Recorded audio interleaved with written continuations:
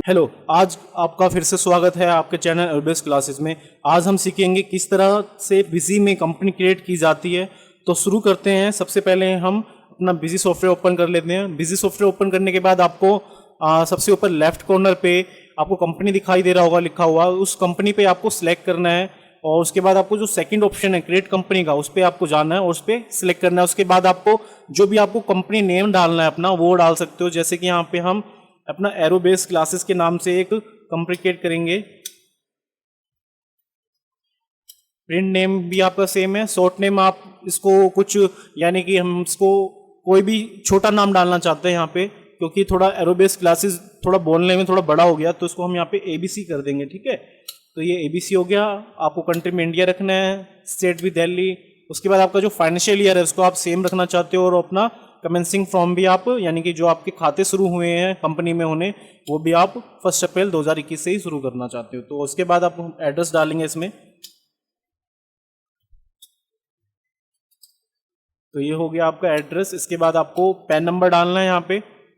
अगर आपके पास पैन है तो आप इसमें पैन नंबर डालो।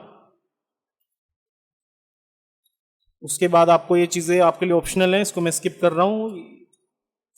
अब आपकी जो ट्रेडिंग है, यानी कि जो भी आपकी सेल्स होती है या परचेज होती है, वो GST में होती है सारी की सारी, तो आप यहाँ पे इसको यस करोगे। अगर आप GST में काम नहीं करते तो उसको यहाँ पे N दबा के नो कर दोगे। ठीक है, ये N दबा के हमने नो कर दिया, पर हमें यहाँ भी यस करना है इसको।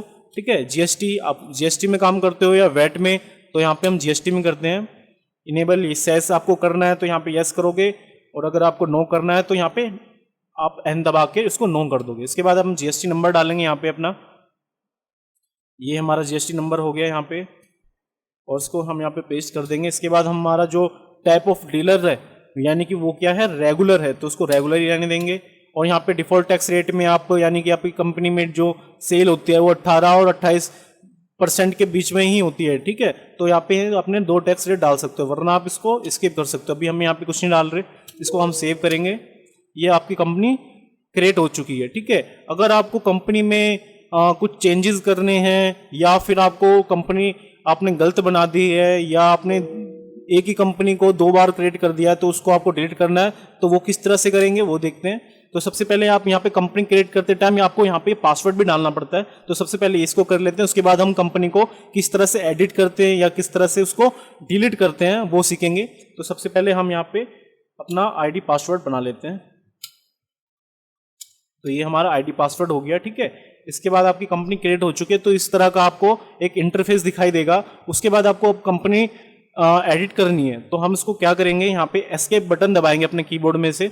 एस्केप बटन दबाया, उसके बाद आपको यहाँ पे एडिट कंपनी करना है। एडिट कंपनी पे जाके हमें नेम को मान लो हमें इसको एरोबेस देना है सिर्फ। ठीक है,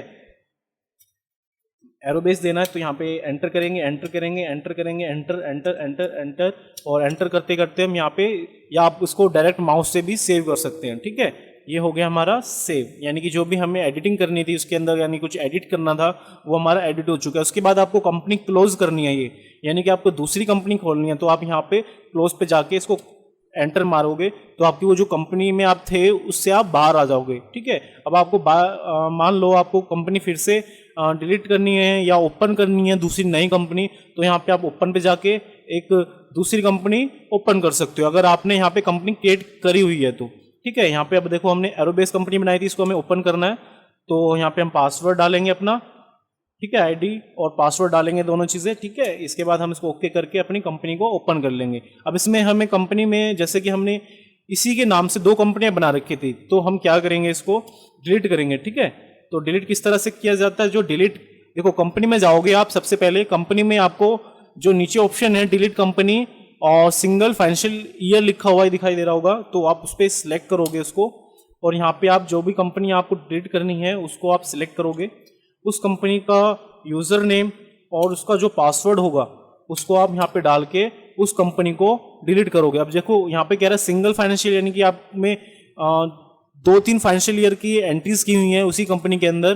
ठीक है, तो आपको कौन सा फाइनेंशियल ईयर आपको डिलीट करना है, तो वो भी पूछता है, ये सिंगल फाइनेंशियल ईयर, ठीक है, या कंपनी पूरी की पूरी आपको डिलीट करनी है, तो हमें यहाँ पे कंपनी जो है पूरी डिलीट करनी है, यानी कंप्लीट कंपनी, ठीक है। तो कंप्लीट कंपनी पे जाएंगे, यस करेंगे इसको, ये हो गई हमारी कंपनी डिलीट। अगर हम अब ओपन पे जाते हैं तो हमें ये कंपनी जो हमने बनाई थी वो हमें नहीं दिखाई देगी, ठीक है। देखो नो कंपनी फाउंड।